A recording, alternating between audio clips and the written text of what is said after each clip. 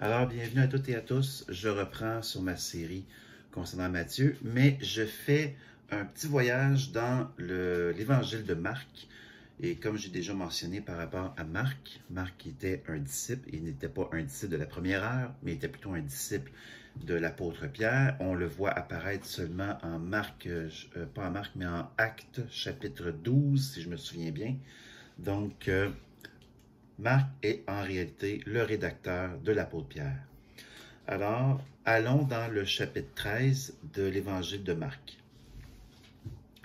Et comme il sortait du temple, on parle de Jésus avec les disciples, un des disciples lui dit, « Maître, vois quelle pierre et quelle construction » en parlant du temple, parce que le temple était en train d'être rallongé. On voyait là, des remparts là, qui se rallongeaient, et ça avait débuté sous Hérode.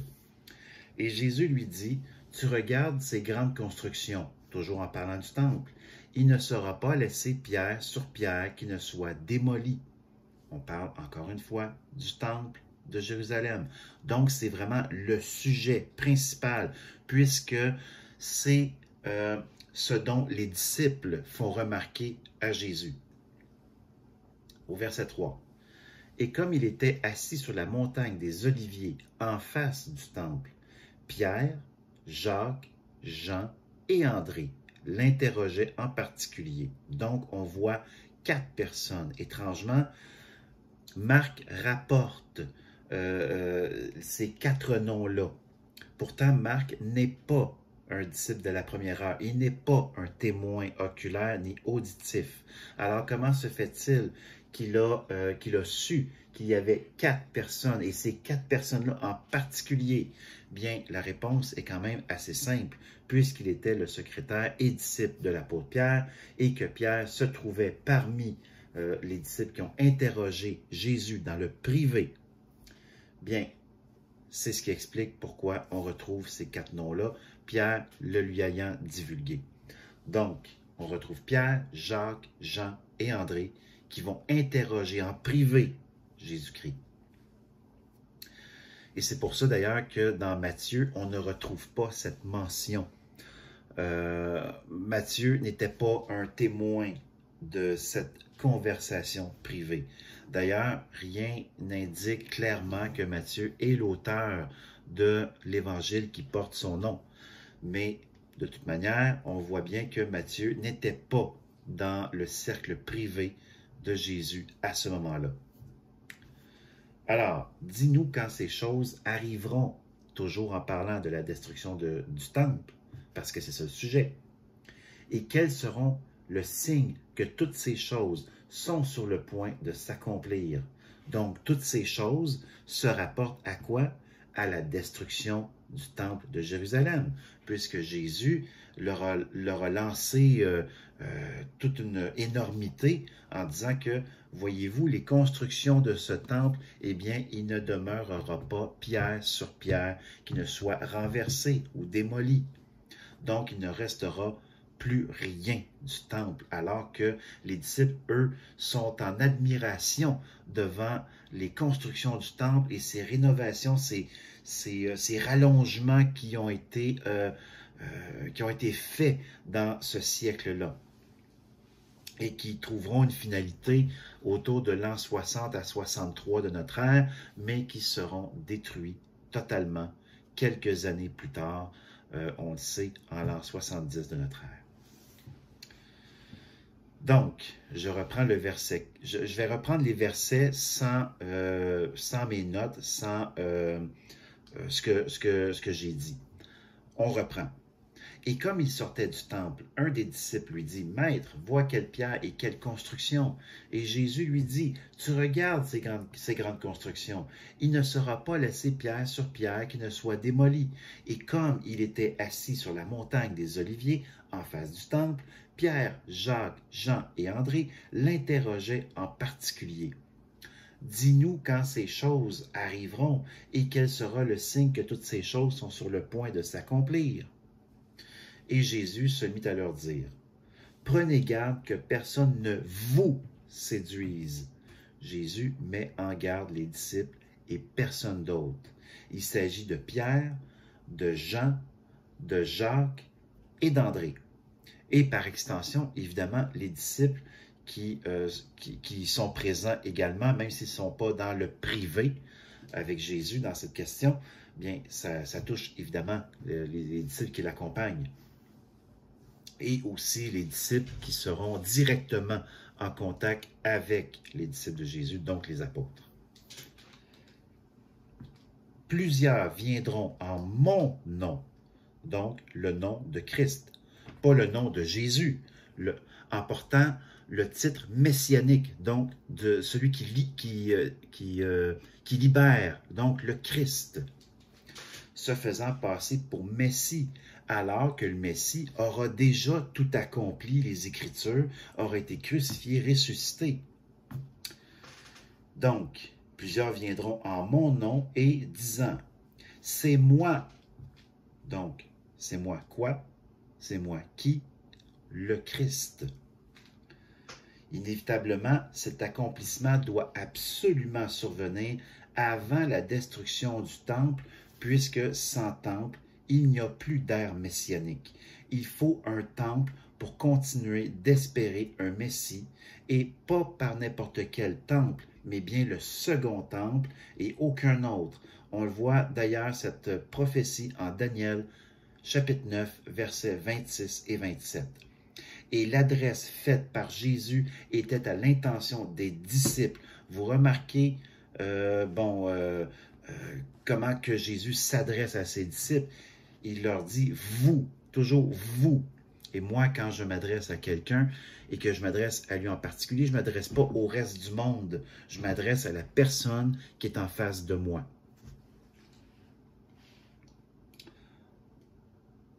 Donc, plusieurs viendront en mon nom, c'est Jésus qui parle. Le nom de quoi? Le nom de Christ, le nom de Messie. Et disant, c'est moi. Donc, c'est moi quoi? C'est moi le Christ. Donc, plusieurs faux Messies prendront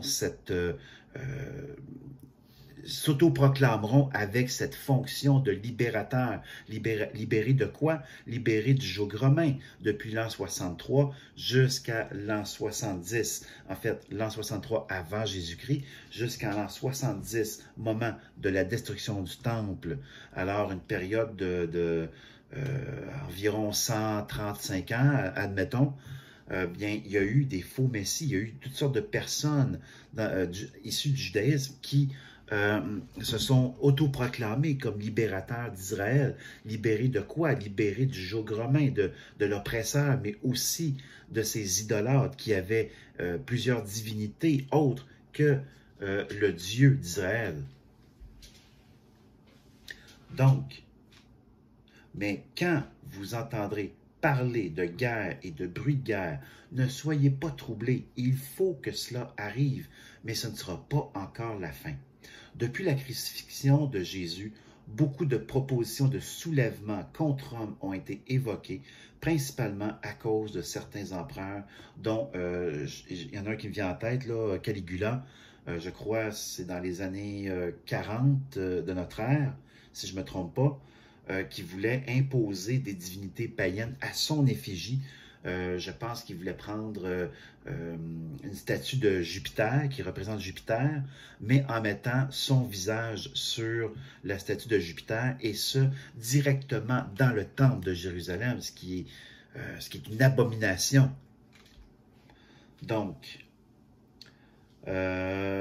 évidemment, on s'entend que, vu que c'est une abomination pour les Juifs, ça a soulevé plusieurs questionnements, mais aussi plusieurs tentatives de révolte. Finalement, ça n'a pas eu lieu. La tentative de Caligula, ça a tombé à l'eau. Mais il y a quand même eu plusieurs projets de ce type qui ont été évoqués par des empereurs romains pour instaurer dans le temple de Jérusalem des divinités construites dans le temple. Alors, on reprend. Mais quand vous entendrez parler de guerre et de bruit de guerre, ne soyez pas troublés, il faut que cela arrive, mais ce ne sera pas encore la fin. Car nation au singulier se lèvera contre nation encore au singulier, et royaume contre royaume, toujours au singulier. Donc, on note ici le singulier du mot nation et également du mot royaume dans plusieurs traductions. On retrouve ce terme-là en grec qui est ethnos. Donc, lorsqu'on parle de ethnie, bien, ça vient du grec ethnos. On sait que depuis l'entrée en scène des Romains en Judée, dans la seconde moitié du 1er siècle avant Jésus-Christ, donc en l'an 63 avant Jésus-Christ, la Judée a toujours représenté un endroit trouble pour les Romains. Plusieurs soulèvements ont eu lieu et ont provoqué des guerres entre Juifs et Romains. Il y a eu plusieurs meurtres de Juifs contre des Romains durant cette période et les Romains, bien, ont maté ces soulèvements de Juifs, mais également de ces conducteurs de Juifs qui s'autoproclamaient Messie. Alors, il y aura des tremblements de terre en divers lieux, il y aura des famines. Ces choses, donc on parle de quoi? Des tremblements de terre et des famines, seront un commencement des douleurs. Pas une finalité, mais un commencement des douleurs. Des années 40 jusqu'à 70 de notre ère, de plus en plus de guerres, de famines et de tremblements de terre ont eu lieu, particulièrement dans les années 60 de notre ère. Il y a eu plusieurs guerres, disons, extraterritoriales de l'Empire romain. Les Romains qui voulaient étendre davantage leur empire. Il y a eu des révoltes, des barbares. C'est pas moi qui les nomme barbares, mais c'est comme ça que dans les livres d'histoire, on les a étiquetés. Donc, il y a eu plusieurs révoltes de peuples étrangers qui s'en sont pris, dans le fond, aux Romains de façon extraterritoriale pour défendre leur territoire à eux. Il y a eu aussi des tremblements de terre. Il y en a eu 3 principaux, des violents tremblements de terre, dont à Hiérapolis, quelque part au début des années 60 de notre ère. Il y a eu donc plusieurs événements qui se sont succédés de façon rapide durant cette dernière décennie, mais ça a commencé vraiment à la fin des années 30, début des années 40 de notre ère. Et là, Jésus reprend, mais vous, donc Jésus qui s'adresse à qui? Pierre, Jean, Jacques et André. Prenez garde à vous-même, ils vous livreront aux tribunaux et aux synagogues.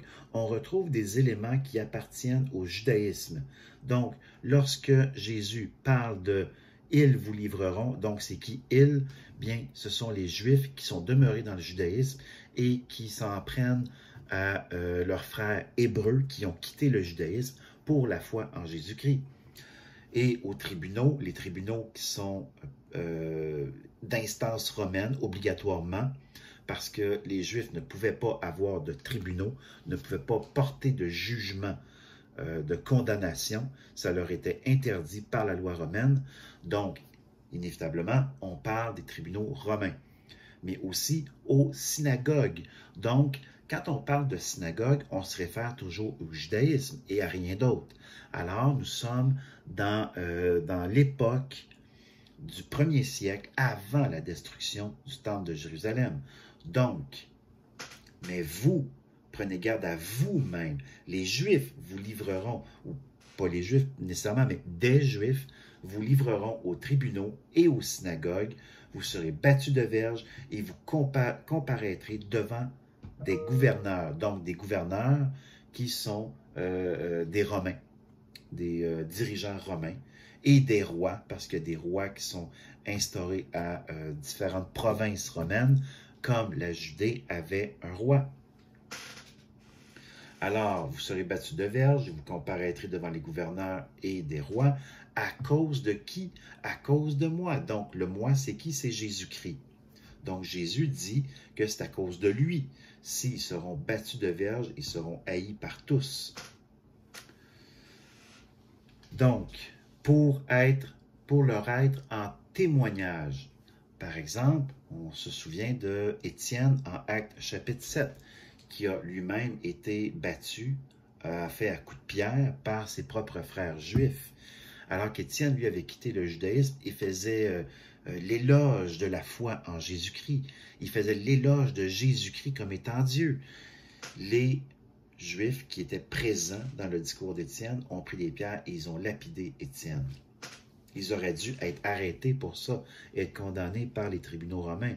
Mais probablement que ça ne s'est pas su nécessairement, ou encore pour préserver une certaine paix relative, bien, ça ne s'est pas rendu jusqu'à une condamnation contre ces Juifs qui étaient présents au discours d'Étienne. On pense entre autres à Paul, à Thessalonique, à plusieurs endroits où Paul a dû fuir et lui-même a été traîné devant des synagogues, des tribunaux, afin de répondre de ces paroles concernant Jésus-Christ. Et on a plusieurs exemples comme ça dans le Nouveau Testament à travers les actes des apôtres, comme quoi les disciples ont été persécutés, ont été traînés devant des synagogues, devant les tribunaux. Donc, quand Jésus dit « vous allez être traînés devant les tribunaux, devant les gouverneurs, et vous allez vous retrouver devant les synagogues », alors on parle de quand? On parle d'une époque bien précise. On ne parle pas d'une époque lointaine d'1000 ans plus tard. On parle de cette époque.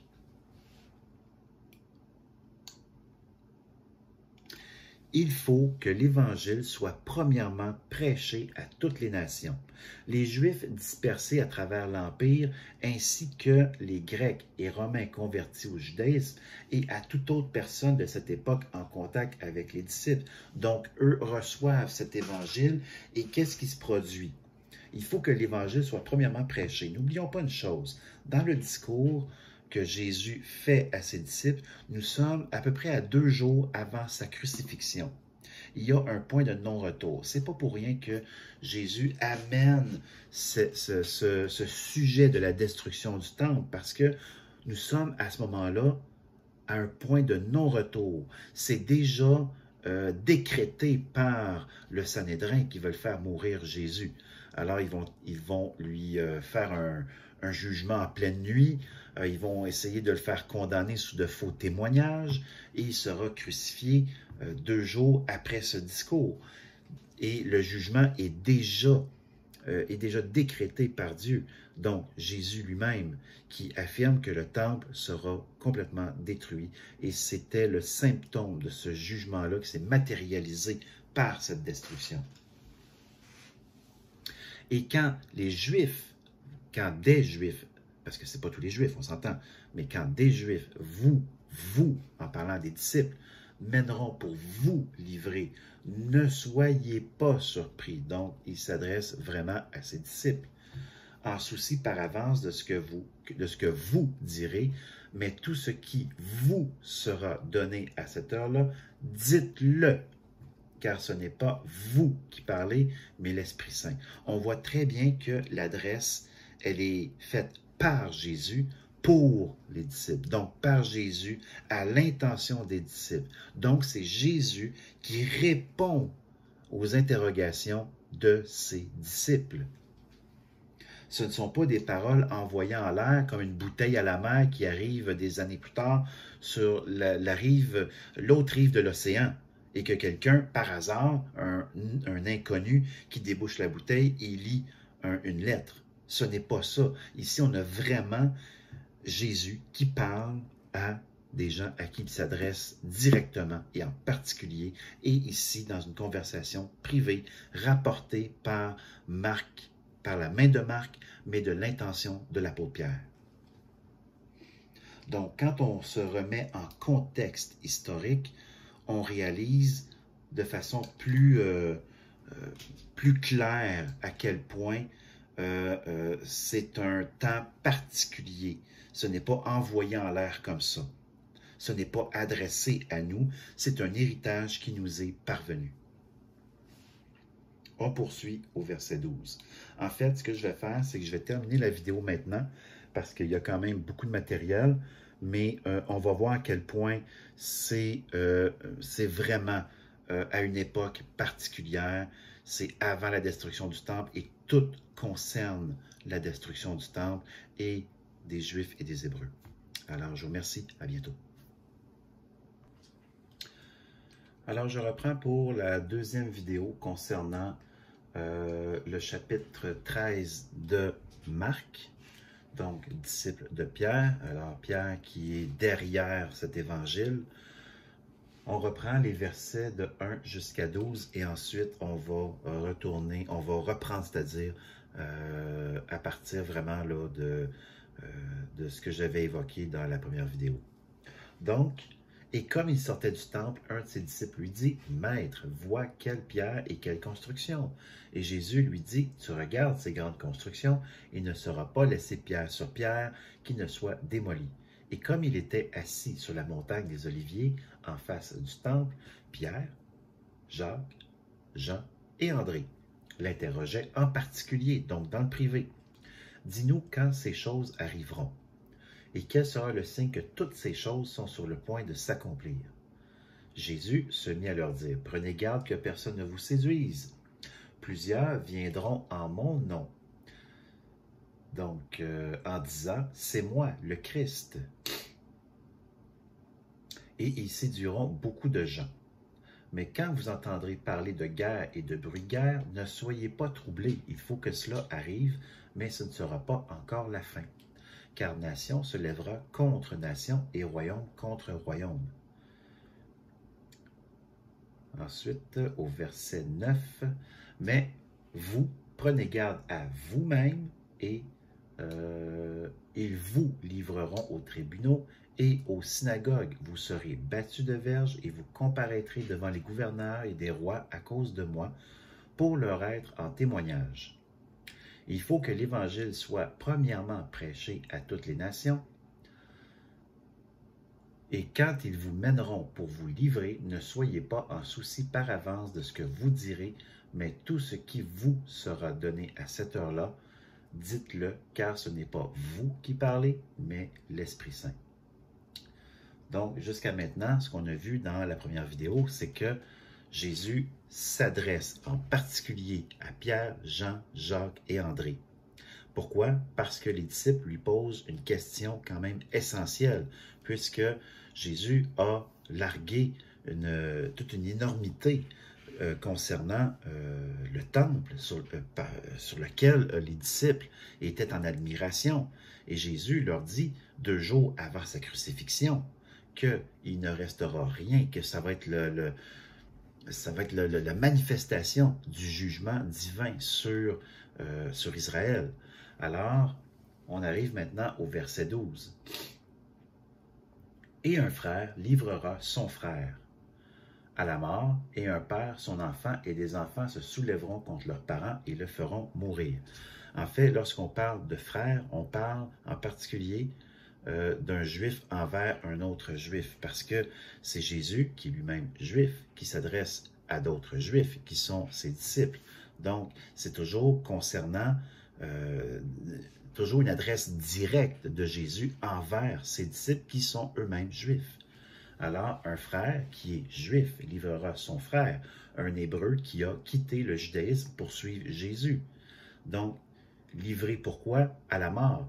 Et un père, son enfant, toujours un parent qui est juif envers un autre parent qui est juif, qui a quitté le judaïsme. Et des enfants qui sont des juifs se soulèveront contre leurs parents, qui sont des juifs ayant quitté le judaïsme pour Jésus-Christ, donc seront mis à mort eux également. Et vous serez haïs de tous à cause de mon nom. Mais celui qui aura persévéré jusqu'à la fin, celui-là sera sauvé. Mais dans le contexte, le mot « délivrer » est plus juste. Donc, ce sont les disciples qui seront haïs à cause de son nom. Pourquoi? Parce que les disciples vont parcourir le monde romain, et ce, afin d'atteindre la diaspora juive concernant la bonne nouvelle de ce Messie enfin révélé, enfin fait chair. On arrive au verset 14. « Or, quand vous verrez l'abomination de la désolation, comme je l'avais mentionné dans la première vidéo, Daniel, chapitre 9, versets 26 et 27, on parle de ces mots-là. En fait, Jésus reprend les mots du prophète Daniel 600 ans auparavant. Alors, on arrive 600 ans plus tard, Jésus reprend les paroles du prophète Daniel, qui se réalise quelques années plus tard par la destruction du temple de Jérusalem, qui a été évoquée d'ailleurs par le prophète Daniel. Donc, or, quand vous verrez l'abomination de la désolation établie là où elle ne doit pas être, que celui qui lit y fasse attention. Alors que ceux, encore une fois, ce sont des Juifs. Pourquoi? Parce que il dit, alors que ceux qui seront dans la Judée, donc, quand on dit ceux et celles, bien, ce sont des Juifs, des Juives, s'enfuient dans les montagnes. Donc, les montagnes qui sont à proximité en Judée, parce qu'il y a des régions montagneuses en Judée. Et que celui ou celle qui sera sur le toit ne descende point et n'entre point pour emporter quelque chose de sa maison. Et que celui ou celle, toujours des Juifs, qui sera au champ, ne retourne point en arrière pour prendre son manteau. Mais malheur à celles qui seront enceintes et à celles qui allaiteront en ces jours-là, toujours en Judée, donc ce sont des Juifs. Priez pour que cela n'arrive pas en hiver, car ces jours-là seront une tribulation telle qu'il n'y en a point eu depuis le commencement de la création que Dieu a créée jusqu'à maintenant et qu'il n'y en aura jamais. Donc, les tribulations, il y existe des positions dispensationalistes, c'est-à-dire une perspective eschatologique futuriste qui est très en vogue depuis plus d'un siècle déjà, qui affirme que nous allons vivre des tribulations éventuellement, que le monde va se tourner contre les chrétiens et voudront les faire mettre à mort, alors que tout cela n'est pas vrai. Tout cela est au passé. Parce que toutes ces choses, comme on le voit à maintes reprises, sont soit reliées directement à la destruction du temple ou encore aux événements qui annoncent la destruction du temple, que ce soit les famines, les tremblements de terre, les différents fléaux.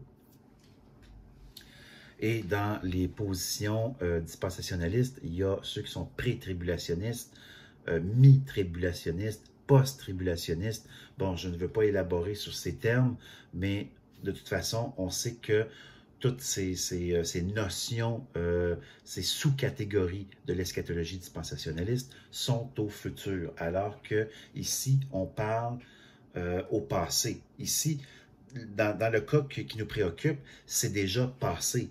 Mais lorsque Jésus s'adresse aux disciples, c'est au futur. Pourquoi? Parce que Jésus, l'auteur, nous rapporte les propos de Jésus avant que la destruction du temple ait lieu. Donc, c'est pour ça que ça peut confondre certains lecteurs qui voient ça au futur. Ils pensent que les nations veut dire toutes les nations de la terre au complet, alors que ce n'est pas cela dont il s'agit. L'auteur, qui est un contemporain des apôtres, rédige de la part de l'apôtre Pierre, qui était lui-même un témoin direct, oculaire et auditif de Jésus. Donc, il rapporte les propos, et ce, avant même la destruction du temple. Il rédige bien avant la destruction, et ensuite la destruction aura lieu. Donc, c'est pour ça qu'on a des temps de verbe qui sont au futur. Mais pour nous qui avons cet œil-là rétrospectif, bien, on sait que tout cela a déjà eu lieu.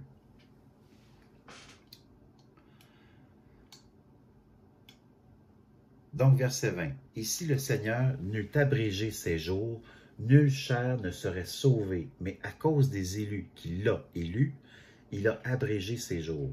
Et alors, si quelqu'un vous dit, voici le Christ est ici, ou voici, il est là, ne le croyez pas. » On revient à la notion évoquée par Jésus alors qu'il exhorte ses disciples à ne pas se laisser séduire après son départ.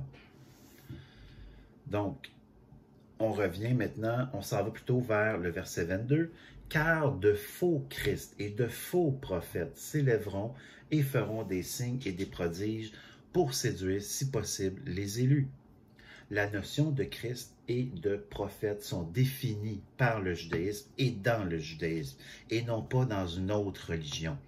Il n'y a aucune religion qui peut prétendent avoir des prophètes seuls dans le judaïsme. Pourquoi? Parce que c'est le judaïsme qui a mis au monde ces notions de sauveur, de Christ, de prophétie. Il s'agit alors de juifs qui s'improviseront soit messie, soit prophète, parce qu'on parle de faux Christ, de faux prophètes. En effet, on a pu recenser 42 faux messies, du moins ceux qu'on a pu vraiment identifier. Donc, 42 faux messies dans ce seul premier siècle, ou, si vous préférez, depuis l'an 63 avant Jésus-Christ, jusqu'à la destruction du temple en l'an 70 de notre ère, donc sur une période d'environ 135 ans. Verset 23. « Pour vous, prenez garde, et je vous ai tout prédit. » Encore une fois, on voit l'adresse faite de manière particulière de Jésus envers ceux qui lui posent une question. Alors, ce n'est pas envoyé en l'air pour 2000 ans plus tard. Cette adresse-là, elle est faite par une personne en particulier qui s'appelle Jésus pour des personnes qui sont devant lui, c'est-à-dire Pierre, Jean, Jacques et André. Mais en ces jours-là, après cette affliction, le soleil s'obscurcira et la lune ne donnera pas sa lumière. Et les étoiles tomberont du ciel et les puissances qui sont dans les cieux seront ébranlées.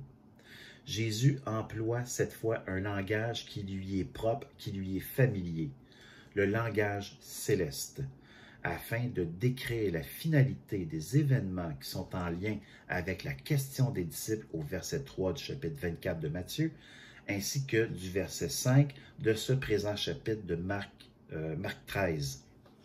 Jésus annonce son avènement et son jugement qui se matérialisera par la destruction du temple de Jérusalem ainsi que de ses habitants. Donc, on voit ici que Jésus s'adresse lui-même à ses disciples. Il répond à la question du verset 5 posée par les disciples. Dis-nous quand ces choses arriveront et quel sera le signe que ces choses se produiront. Et bon, voyez-vous, alors là, Jésus ici répond de manière encore plus précise. Verset 26. « Et alors, ils verront le Fils de l'homme venir sur des nuées. » Jésus, c'est lui le Fils de l'homme. Les nuées représentent la présence de Dieu. Ce n'est pas Jésus qui se présente sur un nuage. Il faut bien comprendre le langage que Jésus utilise. C'est un langage céleste. Il faut cesser de voir de manière matérielle et terrestre. Ce n'est pas sur un cumulus avec Jésus, une épée flamboyante qui arrive. C'est simplement que c'est un langage qui est céleste, donc, si vous préférez, qui ressemble à un langage imagé, mais c'est plus qu'imagé, c'est vraiment un langage qui lui est propre, qui est un langage céleste. Donc, il vient sur des nuées qui représentent la présence de Dieu. Donc, il va venir avec grande puissance et gloire. Et alors, il enverra les anges et il rassemblera ses élus des 4 vents depuis l'extrémité de la terre jusqu'à l'extrémité du ciel. Encore là, nous sommes dans un langage céleste. En termes clairs, l'évangélisation va prendre fin et c'est alors que vient le jugement sur Israël qui a été prophétisé par Jésus et lui-même a repris des paroles du prophète Daniel. Daniel qui était 600 ans avant Jésus-Christ. Donc,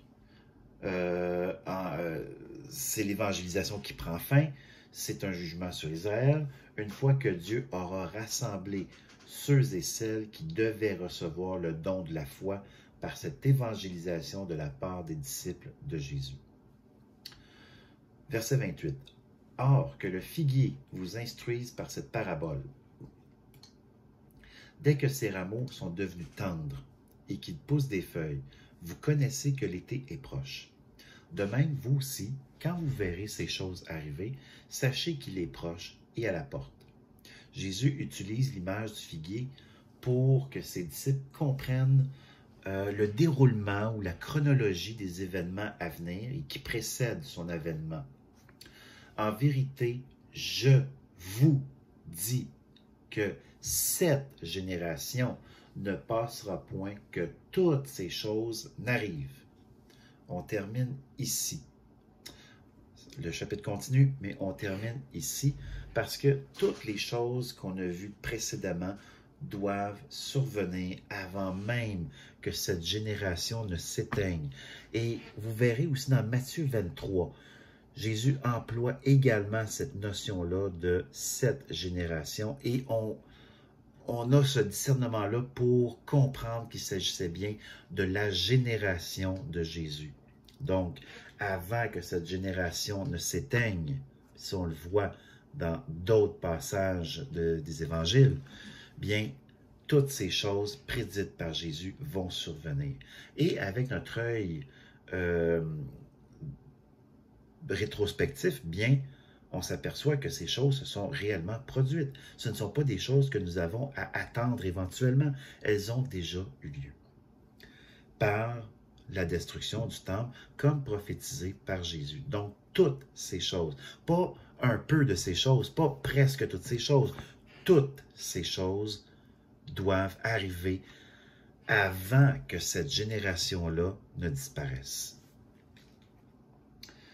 Alors, j'arrête ici pour cette partie-là.